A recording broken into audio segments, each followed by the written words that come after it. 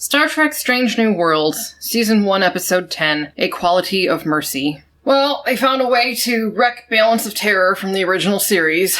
I don't even know what to say about this episode, because to give them credit, at least they were, in this case, they were paying homage to an original episode. Because the story is, basically, if Pike avoids his destiny of the accident and those people dying, that this would be part of that new future. And so you were seeing the events that happened during Balance of Terror where Pike was still in command of the Enterprise. So there's a part of me that wants to give them some credit that at least they were trying to integrate the future events that happened in TOS with this series. But this, to me, didn't work at all. If they hadn't spent so many other episodes essentially taking stories from other Star Trek series or even short stories written by other authors and kind of changing them ever so slightly to be a Strange New Worlds episode,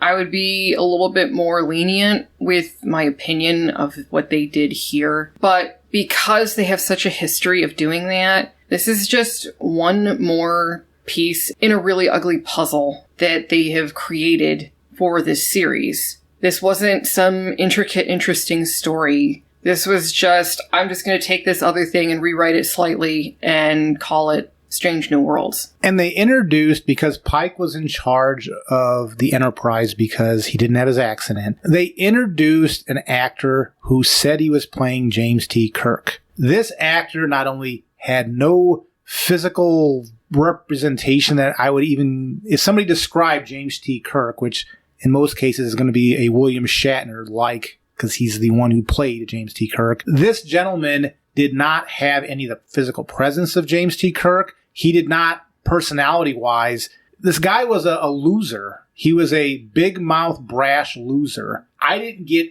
any feeling from this characterization of James T. Kirk that this was Kirk at all. I didn't care for the J.J. Abrams films, but at least Chris Pine had kind of the physical presence of Shatner, and if he would have gotten better lines, I think he would have been able to pull off that role. Yeah. Whereas this actor they got, I don't even know how to describe him. He's just random commander of the week or something. I could not pick this guy out of a crowd. I don't want to pick him out of a crowd. They would have been better off to just say this is Commander Smith. Well, it was hilarious because this guy didn't seem to have any leadership qualities whatsoever. And we went ahead and we watched Balance of Terror after we watched this Strange New Worlds episode. What they showed us in Strange New Worlds, that guy couldn't be further from Captain Kirk if they had cast a sack of charcoal to just sit there. Maybe charcoal's not a good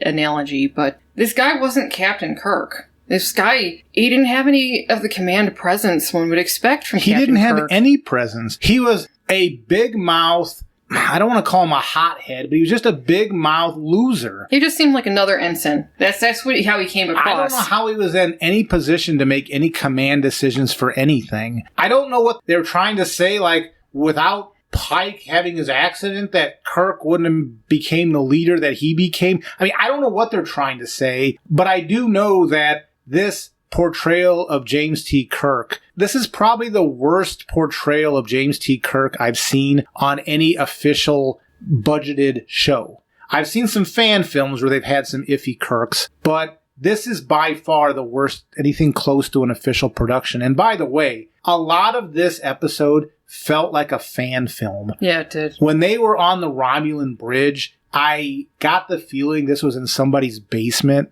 I don't know if they lost a lot of budget, but it felt cheap. In fact, a lot of this episode felt cheap. When they weren't on the established bridge of the Enterprise, it felt cheap. I don't know if it just appeared that way or if they actually had their budget cut. I don't know. Well, it was the last episode of the season. Maybe they blew their wad early on things like the bridge of the Enterprise. Well, you know those xenomorphs from last week, those Gorn. That required a lot of money to do that. Why don't we talk about this episode a little bit more? I mean, it starts out with Pike cooking again. That's all he does. He's a better cook than he is captain, by the way. That woman that he was with in the pilot, she's back. It was funny because was it your mom or sister initially said, what is that, his daughter? Yeah. And we had to say, no, that's not his daughter. That's his, I guess, lover. His booty call, I guess, because otherwise shouldn't she be angry that he screwed that child abuser on the Stolen from Ursula Le Guin episode? They have an open relationship. I guess they must.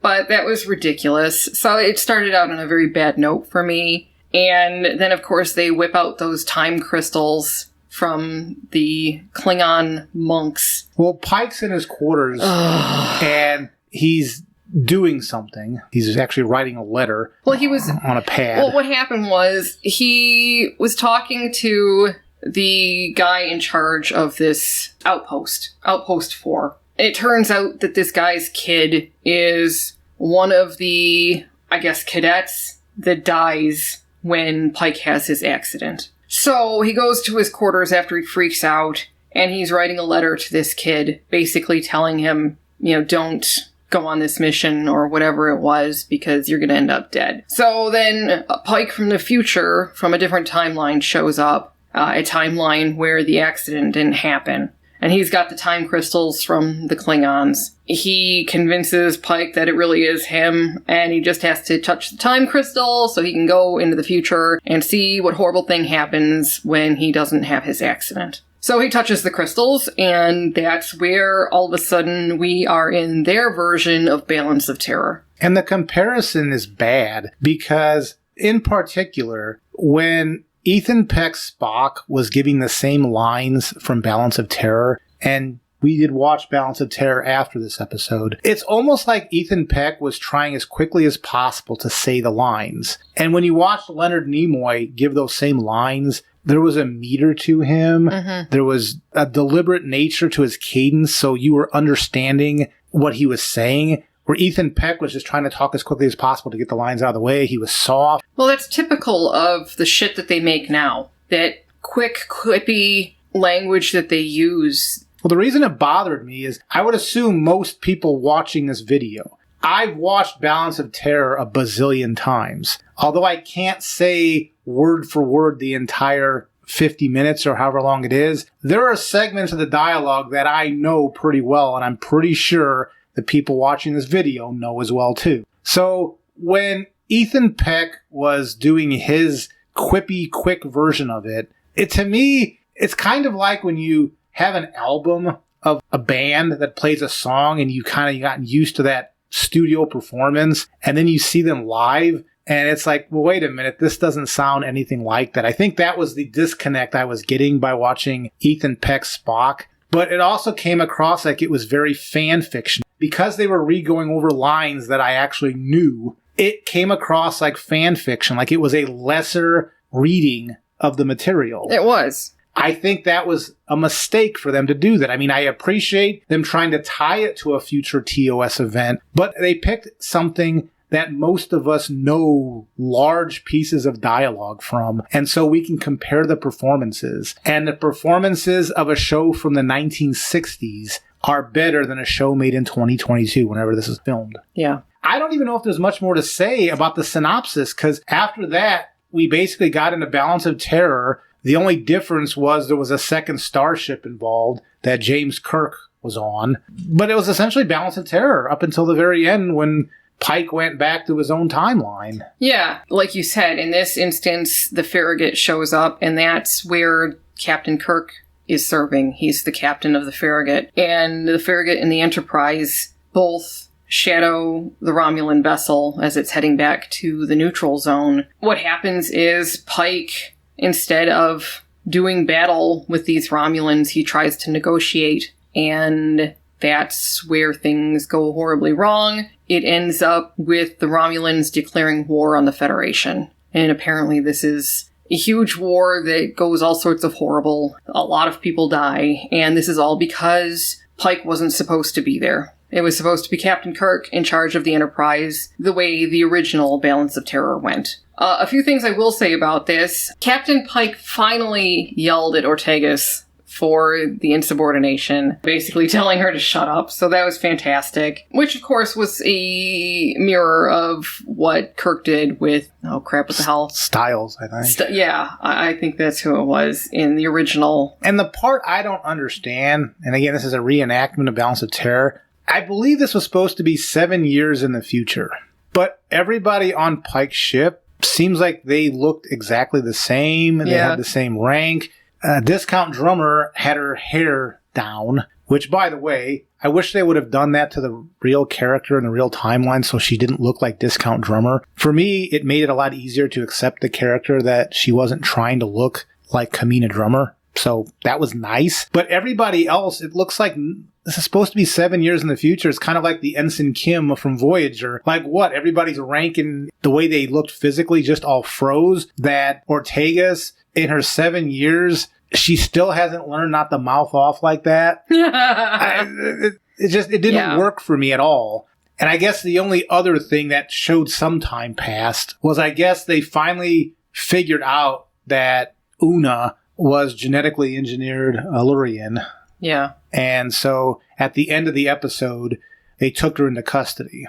But it didn't feel like, if this is supposed to be 7 years in the future, like how? But that was back in present. Correct. So, but they talked about it in these 7 years. Yeah. When Pike talked to Discount Drummer, and Discount Drummer mentioned that ever since she was put into prison or whatever, talking about Una. And then, when he went back to the present, then Una, that's when she was captured, which we saw coming. We saw that coming at the end there. Mm-hmm. And by the way, just so we're clear about this, between this Pike storyline about his fate and now this Una thing with her genetically engineered secret and going to prison, those are arcs that go over several episodes. This is not just a two-parter.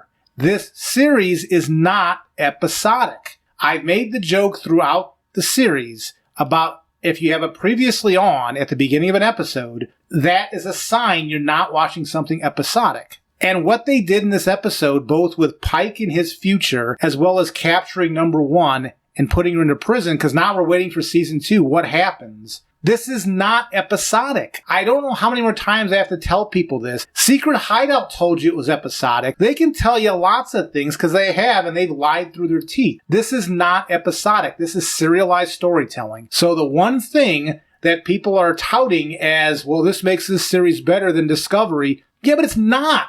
And the second thing I've heard is people say, well, at least Strange New Worlds doesn't have crying every 5 minutes. You need to remember the first 2 seasons of Discovery, that crying was not in the episodes. That was a latter 2 seasons thing where that happened. So when people say, well, if nothing else, this is better than Discovery because there's not so much crying. This is the first season. The first season of Discovery didn't have crying. It had all sorts of horrible crap in there, but not crying. The second season didn't have crying either. Because when I'm watching Strange New Worlds now, I do not understand, other than they're wearing lightly colored outfits and the lighting isn't all foggy. I challenge anybody to point out to me, how is this different than Discovery? It's not centered around a Mary Sue. That's about the only thing that's different. The ship is laid out just as non-conformity with canon as you could get in Discovery. Discovery had those large spaces between decks. Pike's cabin, oh my gosh, that's like as big as the rec room was on the original series. It might actually be bigger than the original rec room in the original series. Yep. This series is not fundamentally any different than Star Trek Discovery. Just not having the Mary Sue at the center of it is the only difference. But I'm sure in the comments people are going to argue that's not true. Wait 5 years, come revisit the video again in the comments. Let's see who was right.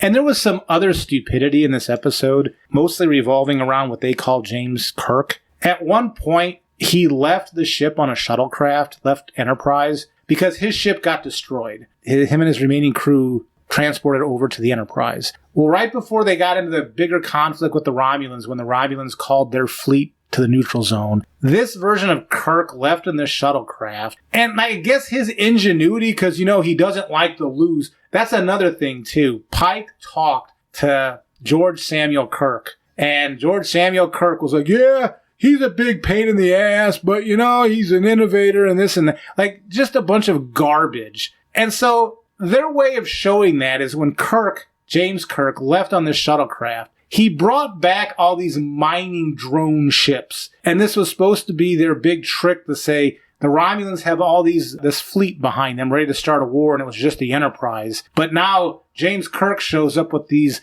mining ships, which kind of reminded me of JJ Trek when Nero had that mining ship of his own. But, whatever. This is stupid. I mean, that was one of the differences between Balance of Terror and this. But it was stupid. That James Kirk character, I hope I never, ever see him again. Because this guy is somebody who's probably going to get a bunch of people killed. He's not innovative in a way where it's, that's somebody who's just never going to give up. No, this guy is like some idiot out there who thinks he can duct tape something together and make it work. I hope I never see this James Kirk again, but I'm pretty sure we're going to. This was a terrible version of him. And the other thing that bothered me was that the implication of this being that when Pike avoided his fate in that accident, instead that fate was transferred to Spock.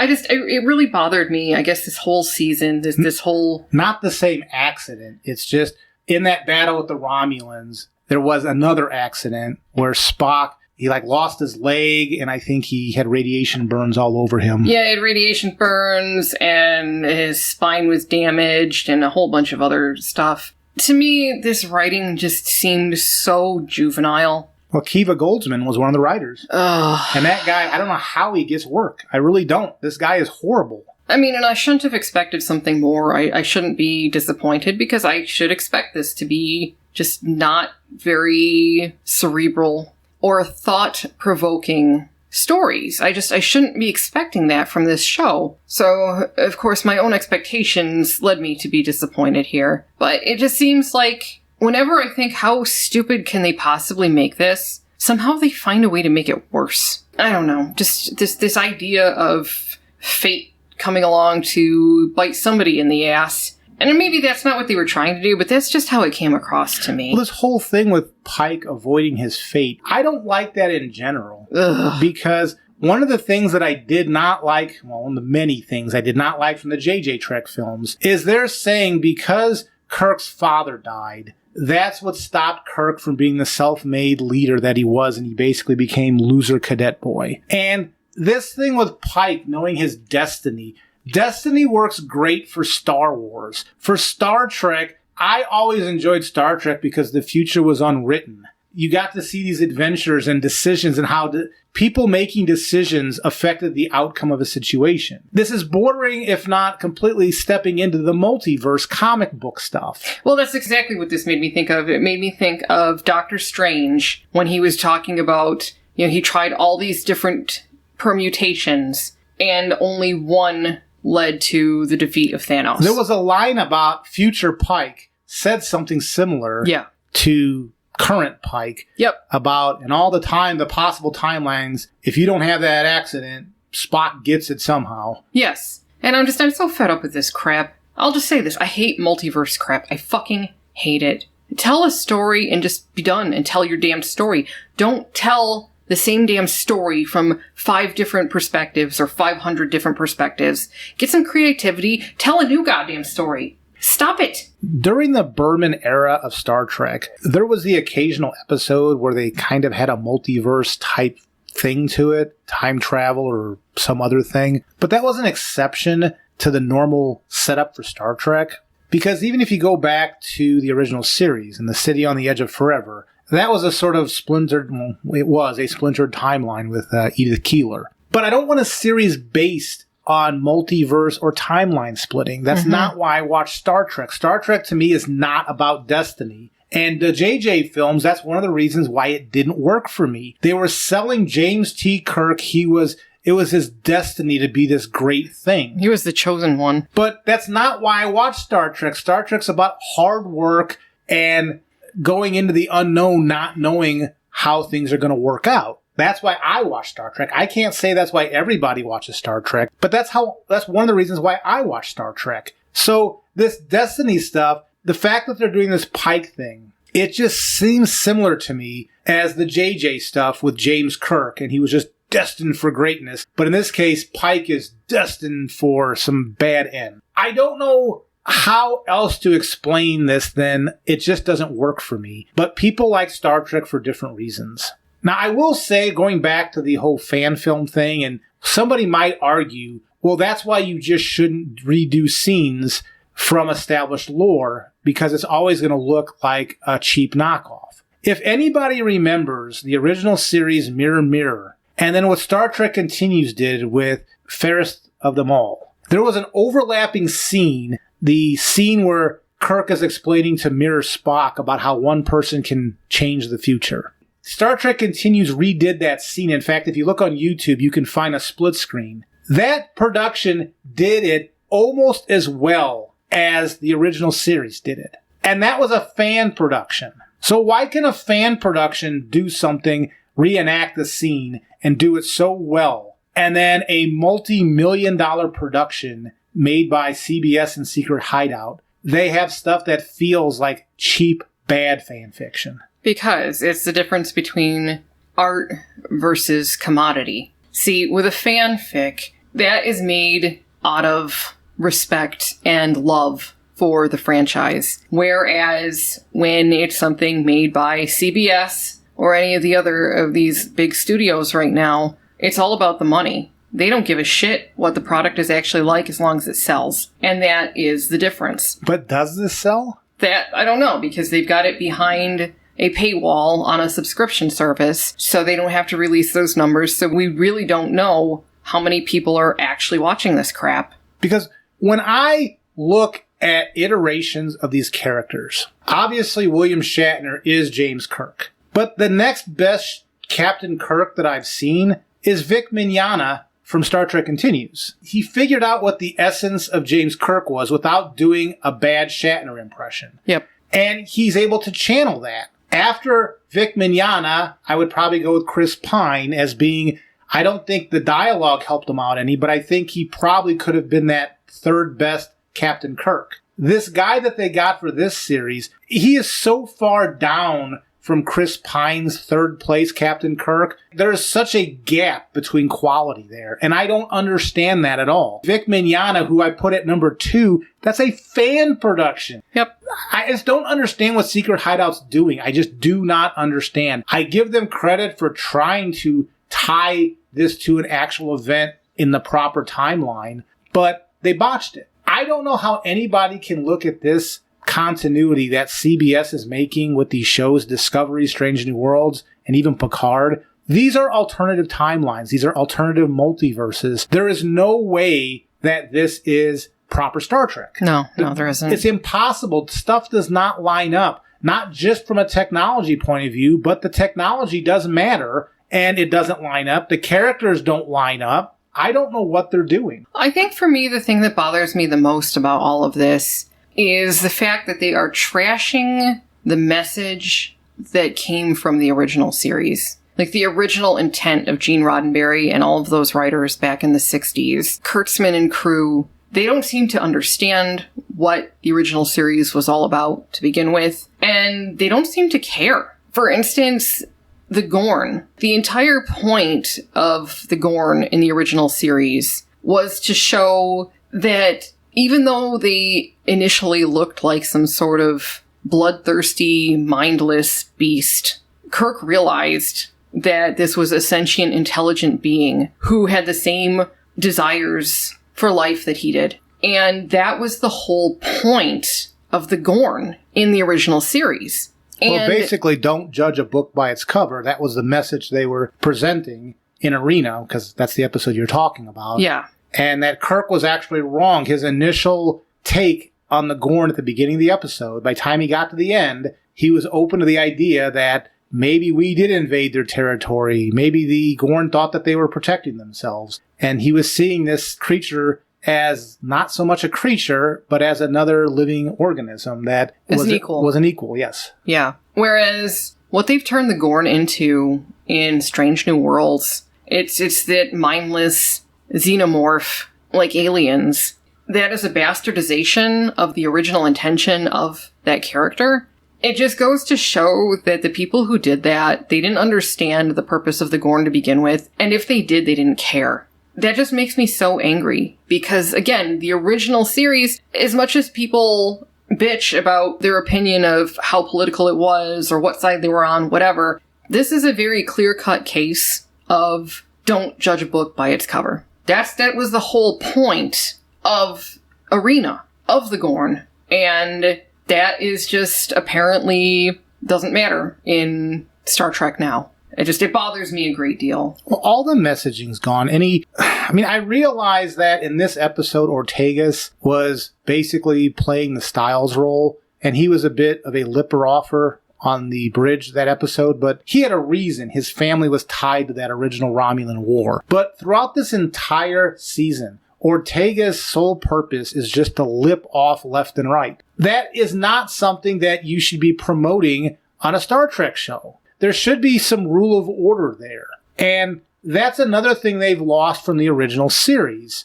is a sense of your place, how you belong in the bigger picture. It just seems like what Strange New Worlds is Captain Pike has this ship where a bunch of people are just on the ship just doing what they want. Every individual just does what they want. There's no concept of working together and knowing your place and your role in what you're doing. And that's probably why they didn't give them any sort of useful progression in 7 years when they showed them jumping forward, that Ortegas was still at the same exact station she's always been at. That doesn't surprise me. These writers have no vision about what they're trying to do here. No.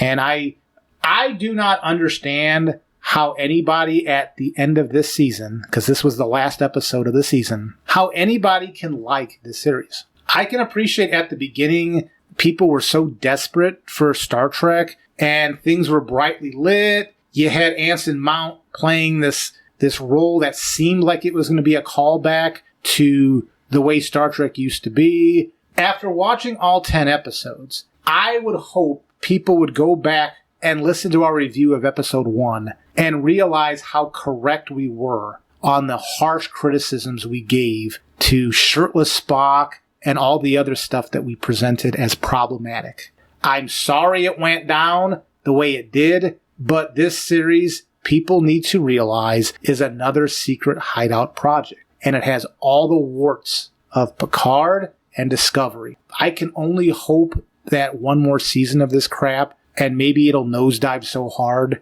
that CBS will finally kick Secret Hideout out and get proper producers, proper production company in here to make proper Star Trek. Yep. When they started mimicking Balance of Terror, this is exactly why I don't like Lower Decks. Because yes, Lower Decks does get the Star Trek references correct, but all it is callbacks. It doesn't really do anything to move anything forward. This episode with Balance of Terror, it made some callbacks with dialogue that was exact from the original episode and gave you a bit of a what-if scenario. It didn't move anything forward. That's exactly the reason I don't like Lower Decks, because all it is calling back to a better time. Yep. So, would I recommend this episode? I would recommend it as far as just watching it to see this is how the train wreck ended. It wasn't nearly as bad as last week, but it also really doesn't offer anything to deserve a second watching. No. Well, I guess that's all I have to say about that. So, like, comment, subscribe. Yeah, I would love to hear what everybody else thinks of this. Thanks for listening. Take care.